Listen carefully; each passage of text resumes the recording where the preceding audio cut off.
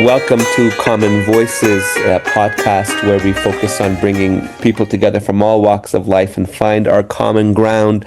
Today, I have with me Ishak, who is a Palestinian-Canadian, focused on building bridges and bringing respectful dialogue, back into the conversation, and back into society, something we unfortunately don't always see these days. Ishak, thank you so much for being here with us.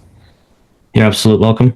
I would love to hear if you could share with us how you decided to help change the narrative, I think, and what your goal is, I think, with your own project and everything that you've been working on. Basically, how it started with me was I was off work for a couple months, recovering from surgery. With all the time in the world, there was time for reading books, time for doom scrolling, time for watching documentaries, time for, I guess, scrolling through the internet. And with all the time in the world, I was on my Explore page and I came across Israeli debaters going on YouTube, and there were also other things like Charlie Kirk, Myron Gaines, pop-up debates, Jubilee 1 versus 20. And although I do respect the process of debates and the democratic purpose behind debates, I found that the one that probably was affecting us the most negatively was the Israeli-Palestinian debate.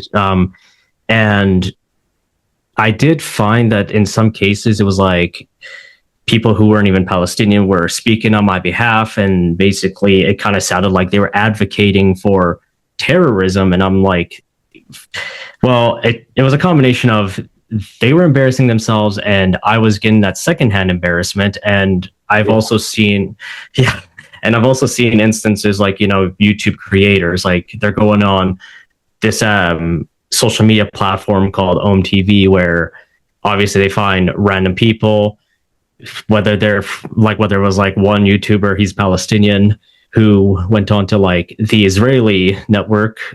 He's pretty famous in Israel from the looks of it, or I should say infamous. And he seems to love to push their buttons and get a reaction out of them and then post that online. And it kind of just shows the negatives of the Israeli side. And I mean, there are some creators from the Israeli side who, I guess in some ways, do the same thing. Yes, so I found there was a lot of negative framing, and obviously this kind of fed into debate trends. And I found that this is not helpful. If anything, it's not conducive. So, and obviously ever since the last 3 years, especially after October 7th, it has been a hot topic, and people were just, I guess I should say, take the opportunity. I don't like to say that, but it seems like they are taking the opportunity to talk about this online. It just seems like, a lot of the times it came from an Islamophobic place and it came from an anti-Semitic place. And I guess based on my life experience, I don't agree with a lot of the things they say. So I guess I have a bit of a generational experience and I have life experience. The generational experience was my grandparents. They were refugees from the 1948 Nakba. Obviously, I'm not going to say that it's because Israel was created. That would be an unfair statement to say. And they went to Jordan. My jiddo from my mother's side was a barber in Haifa, and he lost his barbershop business. My grandfather on my father's side, my jiddo on my father's side, he was a railroad worker who lost his job in Haifa, and he had to restart in Jordan as well.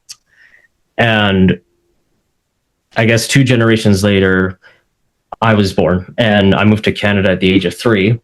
I guess Canada did give me the opportunity to, because of the diverse nature of the country, I was able to meet Jewish people, Israelis. There were opportunities in my life where I guess I gained a better perspective. I met a Holocaust survivor in grade 11. And when I went off to university, I've met plenty of Jewish people, and I could tell them I'm Palestinian and there would be no conflict, which is ironic, much to how the internet might perceive we're always at each other's throats and there's always tension between us. But on the contrary, I don't think I've ever gone into conflict with anybody who is Jewish or anything like that. That's amazing. I'm so happy to hear that, and I think I think I really understand what you're saying, and it's such a challenge, because as you said, with social media and the narrative and the internet and the way that it's being framed, especially overwhelmingly by people who are not Israeli Palestinian, they're almost kind of they're using us kind of as pawns, right? They're playing politics with us, and you see that, right? You see, people taking positions based off of what they think is going to be popular, or politicians who'll say things based off of what their constituents believe, and it's no longer kind of a matter of integrity, right? But a matter of politicizing everything.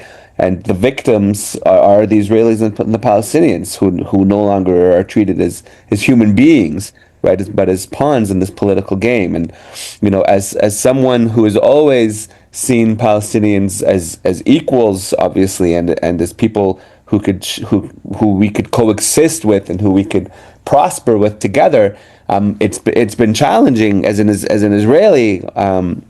To get into those spaces, to get into any spaces where there's, a quote unquote pro-Palestinian, group or movement or whatever it is, because the second I say I'm Israeli, right, they don't want to have a conversation with me. They don't want to have a debate with me. They don't allow me to exist, essentially. And I think where this has been most prominent is on the university campus, and because I work in that space with university students, like, I can share with you, dozens, if not hundreds of examples, and I think that's kind of like the challenge that you're speaking to, like during the whole encampment, time,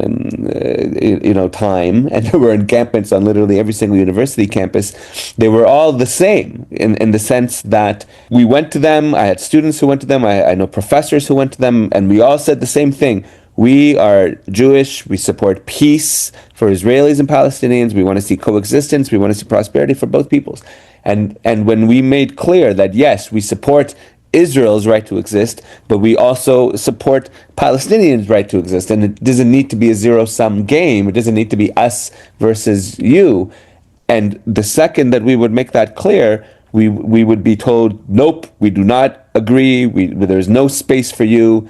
They essentially said that we are not human beings, right? And I can share stories of students we've worked with who have kind of said that to me as well, that they were part of like a pro-Palestinian club, and they were told that they could not engage with students who were Zionist or students who were Jewish, and and that's sad, because I know there's people, unfortunately, within every community. So so I'm not saying this is specific to like the pro-Palestinian movement. There are people, I'd say, who are pro-Israel, who are also antagonistic, as you said, who are also not helpful to creating conversations. But I know, at least from the perspective of like the organized Jewish community and organized like groups on campus, at least, that we do want to bring these conversations back, and that's where I think is like the biggest challenge here. You know what I mean? Because we have to see the humanity in one another, right? We have to be able to have respectful dialogue. Both sides, and I think it feels like this is kind of being used against us. You know what I mean? To tear ourselves apart, and then we will never find peace, and we will never find prosperity if we're at each other's throats, as you said. I want to create the distinction of being pro-Palestinian and pro-Hamas. If you're pro-Hamas, you're not pro-Palestinian. That's how I feel. So the reason why I came to that conclusion is because, like, if I call myself pro-Palestinian, that means I'm proud of my heritage. That means I'm proud to have, Qubbat al-Sakhra, Masjid al-Aqsa, the Dome of the Rock, Beit al-Maqdas, or Beit al-Mad. I just say Temple Mount because I don't know how to say it in Hebrew. It's like, the olive trees in the West Bank. I have that pride. I have that pride in Debki. I have that pride in Kanaf. Like, for me, I'm proud of myself. That's what being pro-Palestinian is. So then, by the same token, right, you can be pro-Israeli, right, and right, to be supportive of like of who you are, your family, your culture. There's traditions. Like different words mean different things to different people, right? So for you to say you're pro-Palestinian, I think some people automatically, and I think this is like the challenge of the world that we're in, will take that and say, oh, that means you're anti-Israel, that means you're this, that means you're that, before understanding who you are, right, or what you're about. Right, and I could say then the same thing, that I'm pro-Israel, and people will yell at me, oh, you support genocide and apartheid and all these things, which is like, come on, man, why would anyone support those things? And automatically pushing me away without understanding what those words mean to me, as people who are Israeli and Palestinian, right?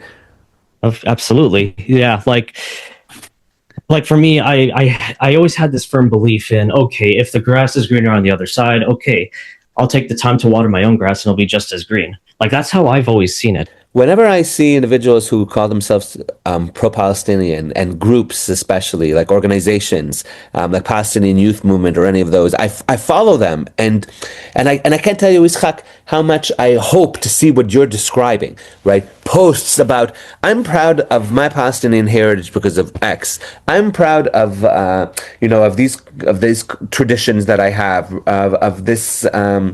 Of these stores that we've built, or these legacies that we've built, or whatever it is. And unfortunately, the majority of what I see is hatred and vitriol aimed against me. Right. And when I see hatred and vitriol aimed against anyone who calls themselves a Zionist, or calls themselves Israeli, or even calls themselves Jewish, that's kind of like the purpose. And I see that and I think, that's not pro-Palestinian, right? That you're not supporting Palestinians. And I think especially when you see them encouraging more October 7th, right? When you see them encouraging intifada, in the sense that it's not just a shaking off, but that it's using of weapons to murder innocent civilians, that's not pro-Palestinian, because you're telling people in Gaza and in the West Bank that they should go out and become shaheeds, that they should go out and murder themselves, rather than find prosperity, rather than find success, right? Rather than build, an independent state where you can coexist peacefully with all your neighbors, Israel included. That to me is what pro-Palestinian would look like, right? What do you say to that? I will say that I am against that narrative. Obviously, this is something that needs to be addressed. Basically, I don't like seeing that. And do I agree with it? No. When I see stuff like that, I'm equally heartbroken too. It's interestingly enough, I did come across this one creator on YouTube. So I messaged him and I'm like, hey, I'm Palestinian. I want to talk to you, have an open dialogue. And he said, yeah, let's do this over a Discord chat, Yeah. And I guess the more and more I saw some of his YouTube videos, he did much of the same things, some of the stuff I described earlier with negative framing of Muslims, negative framing of Islam. Yeah. And I told him, okay, before we get into this conversation, I'm just letting you know, I'm not here to, throw hands. You know what I mean? Yeah. And so he was like, oh no, that's all good. I mean, after our conversation, he invited me into his Discord group, and I saw much of the same thing from the Israeli side. Yeah. A lot of Islamophobic stuff, a lot of racist caricature of Arabs of all kinds, not just specifically Palestinians. In this moment, I had to leave that Discord group. I lost touch with him, I'll be honest. But I guess when I was in that chat, I felt like I was, an African American inside of a group chat for the Ku Klux Klan. Unfortunately, seen that too, Ishak. I've seen that too. And as an Israeli and as a Jew, I hate it the same way that you say as a Palestinian, that you see that, because I don't see that helping. I see that it only further divides us, right? And I think especially post October 7th, that it has happened. It has unfortunately happened. This has all the increase, the incredible increase in anti-Semitism that we've seen in the hatred of Jews and the hatred of Zionists. I think that has kind of, the Jewish community already has PTSD, right? There's trauma from everywhere within the Jewish community. And it's funny because for Jews like myself, I'm a Bukhari Jew. I grew up in Israel with many Mizrahi Jews. Those Jews didn't go through the Holocaust, right? They were not in Europe, and still the trauma that they had from being refugees, all over the Middle East, from dealing with pogroms and dealing with hate. There's trauma there, and there's trauma there to the point where now, after October 7th, there was this expectation, and I think unfortunately, for certain elements within the Jewish community, within the Israeli community, that has happened. It's happened. That anti-Arab and anti-Muslim hate that you speak of, that fear, right? That fear that and it doesn't help when, like in Toronto, for example, there's people who claim to be Muslim, people who say they're Arab, who come into Jewish neighborhoods to protest, right? Like, I don't know if you saw that thing in New York that happened recently in front of a synagogue, right? Like, this has happened in Toronto, this has happened in Montreal, this has happened in Vancouver. This is happening, right? And I think that those, and I'll tell you, I see it happening in Toronto where it's like the same people, it's the same group of 20 people, right? And there's hundreds of thousands of Muslims who live in Toronto, but it's the same 20 people only who come. So that says to me, this is not representative of the whole Muslim community, right? These are a tiny fringe group of activists, but because they come with Palestinian flags and Hamas and Hezbollah flags, they're making certain Jewish people very, very scared. And some of them in turn, I think, are unfortunately sharing comments or rhetoric that is hateful, that is discriminatory, and I'm not justifying it and I'm not excusing it, because it's bad on both sides, right? It's bad on both sides, right? But I think it's kind of part of where we are now in this society, where, as I said earlier, like, we're being encouraged to see each other as the other, right? We're being forced into this narrative where it's me versus you. Like, I'll tell you, I try to avoid using the terms pro-Israel, pro-Palestine, because I think the second I say pro one side, it implies I'm anti the other, right? And I'm not. And I can't tell you how hard that is, like, to be an Israel advocate, nowadays, who says very openly, I want peace and prosperity for Israelis and Palestinians alike, right? I want to see them coexist. I think here in Canada, I cannot speak to the geopolitics or the sovereignty or one state or two state or three state. That's not up to me, right? But I think in Canada, it should be very obvious that our goal as Canadians should be to support both peoples, not one people at the expense of another, right? And to tell our Israelis and Palestinians, hey, you're in Canada, right? A land of tolerance. You can serve as an example to Israelis and Palestinians around the world, to Jews and Muslims around the world, that here in Canada, we coexist peacefully. We respect one another, right? And that doesn't seem to be what I'm hearing anymore, and that's what I think could be such a beautiful thing to take place here in Canada. Does that make sense to you? Yeah, I agree. Like, I don't want it to be, a zero-sum game. Like, if anything, I want to live in a reality where I could see a Palestinian flag next to an Israeli flag. Full stop. Likewise, Ishak. Likewise. Yeah. So, I guess, like, for me, like, okay, I'm going to share a personal story with you. Please. My best friend from high school, he himself is not Jewish, but his father's family is Jewish. And when I found out about that, I was like, oh, no way. So it started with that. And do you know the musical play Fiddler on the Roof? I'm sure you know it. Not only do I know it, but I've lived and breathed it my entire life. I have a huge photo of Tevye in my office, and in my house, and my that's a very special film in my family. That was also part of my high school life experience, being exposed to the Jewish culture at a young age. Yeah. I actually invited my mother and my sister to watch it, me performing. My mother and my sister found it extremely ironic that they casted a Palestinian as the bad guy who kicked Jewish people out of their homes. So they had a big laugh about that. Obviously, this is an ironic thing, but yeah. But did they know you were Palestinian? I believe they did. And you were who? The police officer that issued the decree? Yeah. No, that's fun. That is ironic. I don't, obviously I don't know if that was by design or not, but that's hilarious. Yeah. In that musical theme of it being tradition, it kind of made me understand, like, from the Jewish perspective, wherever they are, Ashkenazi, Sephardic, Mizrahi, Yes. Bukhari. I guess when I look back at it, tradition, keeping like Jewish traditions to retain that, and every time you step away from that tradition, when you lose sight of who you are, and then eventually you lose everything. So that's kind of where I started to understand the Jewish identity mindsets.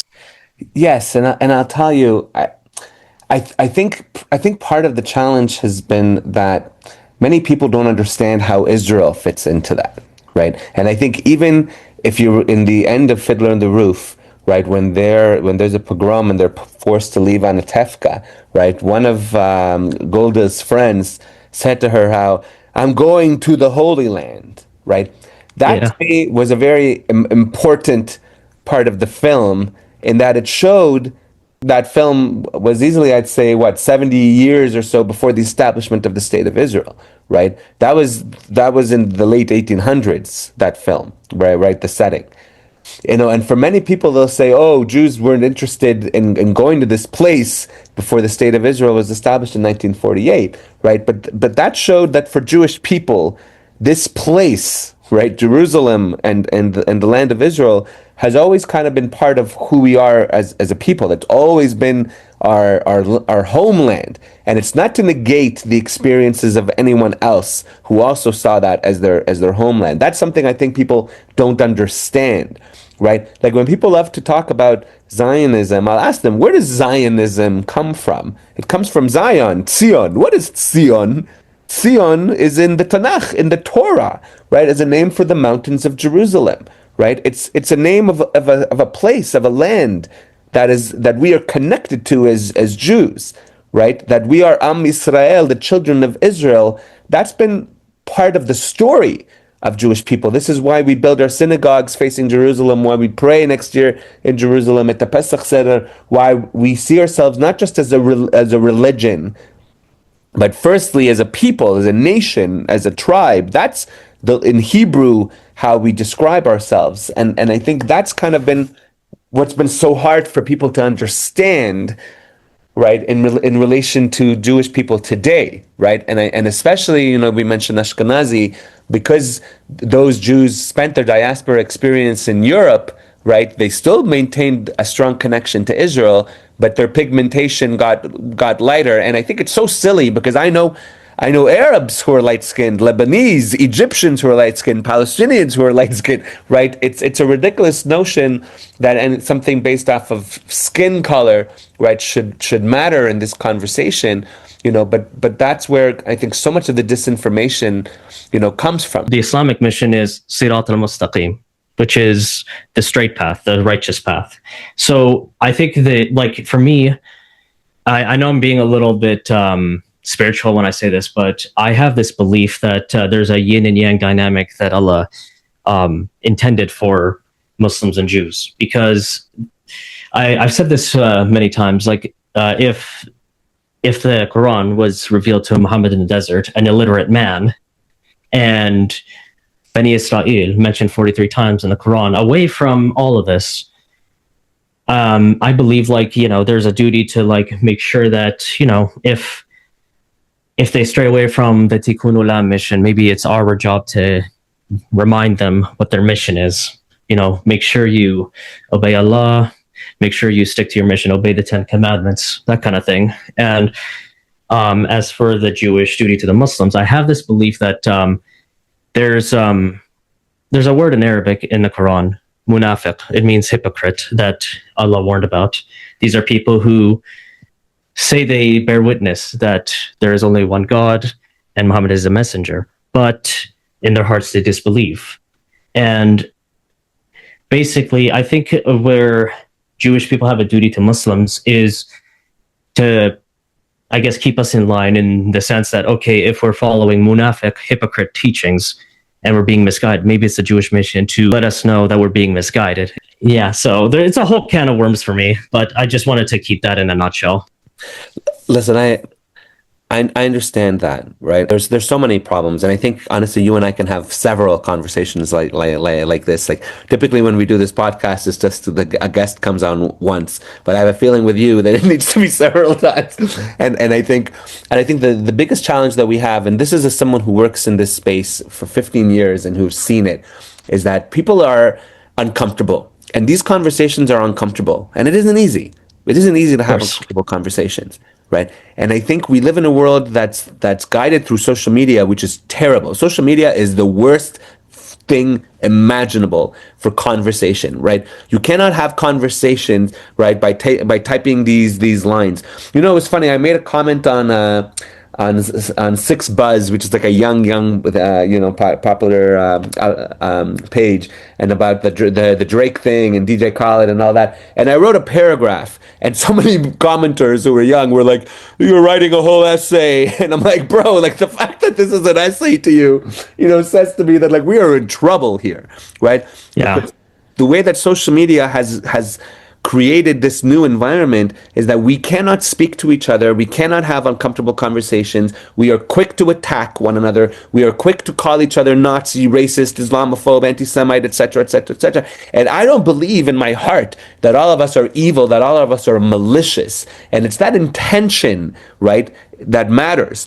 For people today, right, there are people I know in the Jewish community who would say, if I see someone wearing a keffiyeh, right, that person is immediately anti-Semitic. And in this world, I'm sorry to say that that's not true, right? People today might learn about this trend and might say, oh, I genuinely want to stand with Palestinians and I'm going to wear this keffiyeh, and they don't know anything else about it. And that doesn't mean that they're maliciously hateful against Jewish people. And there's a distinction there, right? You can be ignorant, you can be stupid, you can be indoctrinated, you can be gullible. That doesn't necessarily mean you're hateful. And we need to be careful, I think, of that distinction, right? And I think it goes into like a broader thing that like it's okay to hate these people. Like I'm Bukhari. People have told me my whole life I look Arab, I look Persian, I look Mexican. I never considered myself white, right? Never. But I also never understood this idea that we should hate on all white people, because look what happens when you hate on all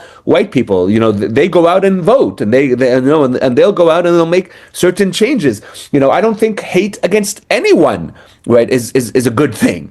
And I think we have to recognize that we need to be able to talk to each other and see the humanity in one another, because when I try to explain, I have a cousin who was murdered on October 7th, right, because we're Israelis, those who claim to be pro-Palestinian will say, I have no empathy for you. Your cousin deserved it. You deserve it, right? And I would never say that in turn, right? I don't think that's helpful, right? So I do think the more people like us can have these conversations, can encourage dialogue, right, the more hopefully others can listen and say, hey, there's like another way that we can do this. You know what I mean? Absolutely. And I do apologize. You heard that about your cousin. That's not something I would ever wish upon anybody. I mean, I remember someone trying to rewrite my family history about the Nakba. For me, I have empathy in that, and like minimizing or rewriting history or saying they deserved it is absolutely wrong. In the Palestinian community and in the Arab community, you were shared a story. There's a story that's being shared with you. In the Jewish community, in the Israeli community, we are being shared a story. There's a story being shared with us. That story is not the same. It's not identical, right? And I think we can't immediately, we have this knee-jerk reaction, right? And there are Jews, there are Israelis, there are people, Canadians, who will hear the term Nakba and have this knee-jerk reaction, right? Thinking, oh, but this means this or this means that, and blah, blah, blah, blah, blah, right? And I think what we have to understand is, first of all, two people are never going to agree with each other on everything, and I don't know why we expect it. That's a silly expectation. You know what I mean? It's a silly expectation. That's the first thing, right? The second thing is you could use a term like the Nakba, and I might have like certain thoughts about it, right? And you might have certain thoughts about it, but that doesn't mean that like either of us is all the way right or all the way wrong, right? As we said earlier, this isn't a zero-sum game. There are shades of nuance and there are shades of gray, right? And I think it's important to kind of like have that conversation. And honestly, I think there's so many conversations that we can have, and that's probably one of them that kind of warrants like its own episode. Ishak, I think, where, right? Yeah.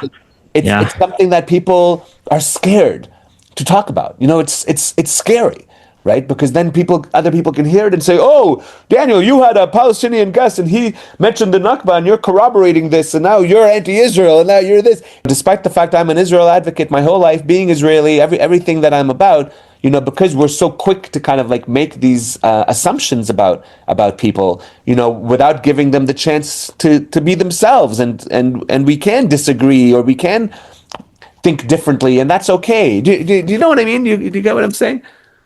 Yeah, I get what you're saying too. I mean, it's kind of the same on our side. Like, I had a family friend who came from Gaza. This was way before October 7th and all that. Basically, he told me that, when he was living in Gaza, they used to do business with Israelis all the time. Like, he doesn't have an issue with them at all. I mean, he can listen to a Hatikva and not be offended by that. I can see an Israeli flag, not be offended by that. I guess, like, to a lot of people, when they hear the word Zionism, they just immediately think of, oh, Dir Yassin, Tantura, the Nakba. But then for me, I went on a personal educational journey about understanding Zionism, and then realizing that there were like so many different avenues that people wanted to take. And I guess they only had one thing in common, establishing Israel, but they didn't know what it would look like. And I think Palestinians, the only one they know is revisionist, because that's the one they experienced, and just assume that this was what all Zionism was about. For me, it's like, if I was to be critical of anything, it would be anything revisionist and for the right of that. I understand that because I live and breathe it, right? Despite my DNA being purely tied to the Persian Empire in the Middle East, the Levant specifically, as soon as people will learn I'm Jewish, I'll be called a Euro-Zio, despite the fact that I literally have nothing European about me.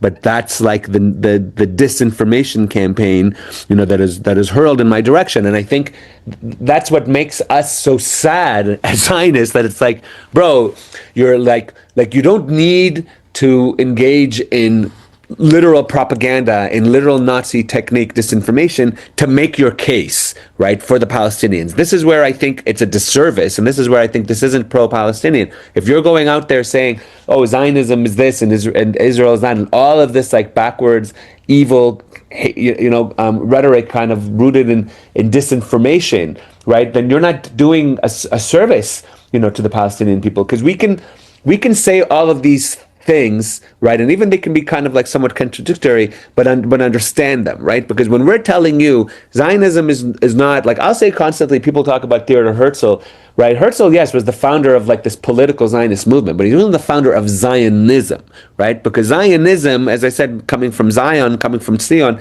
is part of this peoplehood of the Jews, part of this religion, part of this Torah, right? We've been talking about this longing to Zion from literally day one that we have been Jewish, right? So it's not like this random place that, oh, we're going to embark on this political movement to like have a homeland, and we decide, boom, on this, right? Like, that's not it, right? And I think that's how it's been painted by those who purport to be pro-Palestinian, those who support kind of like the more Islamist, Marxist, extremist version of it. And I think that's sad. It makes me sad when I know Palestinians, and I've spoken to Palestinians. Like, I can't believe we've had this whole conversation without mentioning Ahmad Fawad al-Khatib. I'm so curious about your thoughts on him. He's trying to bring a more nuanced conversation, and he tries to be, I think, very objective in what he does. He has a lot of criticism for the Israeli government. He has a lot of criticism for Hamas, right? But he recognizes that if all we're going to do is hate each other and blame each other for this and blame each other for that, then we're not going to get anywhere, right? And I think that's where, like, we can recognize what the Nakba led to, whether even if we don't agree entirely on what it means, because for Jews, as we were told, right, the UN offered two states, right? Like, this is a fact. They offered two states. The Jews said yes, the Arabs said no, and 5 Arab armies came and attacked Israel. That, to us, is a fact. Whether you have some sort of history book that tells you that no, that's not what happened, is something else. But to us, that's a fact. So when that happened, and then the Israelis won a war, right? You can call that whatever it is, but war was very common at that time. And when people lost a war, they lost the war, and then we had to kind of like move on. And I think there's a lot of arguments that say, like, why does UNRWA exist the way that it does, like to kind of perpetuate this refugee problem? Could that be because they never wanted Israel to remain as a Jewish state to begin with? Like, these are the things we talk about kind of like on the Jewish perspective, right? But I think we don't ever sit and wonder from your perspective, why is the Nakba the Nakba, or why, do you look at it kind of like from your perspective? And I think we share so much time trying to find the history and trying to understand, without spending like equal time saying, okay, but how can we build a future, where we are not at each other's throats, where we are not perpetuating hatred against one another, but where we can see the empathy, where we can see the humanity in each other, and where we can like both engage in these uncomfortable, conversations, right? Coming from a Palestinian perspective, like Nakba, it's not necessarily like, oh, those are victim mentality. It was more so that even though that there were a fraction of Palestinians who left on their own accord, there were a good chunk who were forced out at gunpoint, like my grandparents. I'm sure. Yeah, and they came from Haifa. Yeah, I have a lot of family in Haifa, and I'm well aware. Yeah, so for me, the issue I take is like, okay, like basically, I'm going to go back to that conversation I had where a Jewish kid tried to rewrite my family history. When I said this, he said to me, oh, no, they left on their own accord. What you're basically saying is the equivalent to me saying to a Mizrahi Jew, oh, you didn't leave, or you didn't get kicked out of Iraq. You left on your own decision, Yes. And I think there has to be a space within our community and within, I think, both communities, to hear from other perspectives, right? And not necessarily bark at one another, or, I think we can challenge each other constructively, respectfully, right? Because especially we've heard different stories, as I've said, there's been different narratives that have been shared with us, right? And I think that's always going to be the case, right? Like we heard it from our sabas and saftas, and, and you heard it from your grandparents, right? And that's going to be the case. And I think we have to have that shared empathy and that shared humanity, because I've heard exactly what you've described that Jewish boy said, right? But I've also heard what you've said, right? That there were those who were forced out at gunpoint, right? And it was war. It was war. So of course that type of stuff was going to happen, right? And rather than now point fingers at one another over what our grandparents did during times of war, right? I think we have to recognize that, okay, they had to go through hard things, right? All the Jews of the Middle East, after Israel and before Israel was established, they had to deal with anti-Semitism, they had to deal with pogroms, and they were refugees, and they left. Right, but it's exactly as you said. There's many people who claim, oh, the Jews got along well in all the Arab countries, but then why are there stories, right? And this isn't just anecdotal evidence; it's persistent, kind of across the Middle East, right? That Jews were dhimmis, that Jews were second-class citizens, that Jews did not have equality or the same prosperity, kind of under Muslim or Arab rule, right? And it's like, both of those things are true, right? Like we there's shades of gray to everything. Nothing is absolute, right? And that, I think, has been the challenge in how these stories have been shared with us. And we who've heard the stories understand them only as this way, but not as that way, right? And so I agree that we have to be more open to hearing each other's stories. And I think, Ishak, this has been such a pleasure, and I think such an incredible conversation. And I do want to have you back, on this podcast, because there's so much more, I think, that we can discuss and hopefully inspire, others to have similar conversations in the future. Thank you so much. Thank you, Ishak. This has been a pleasure. Likewise.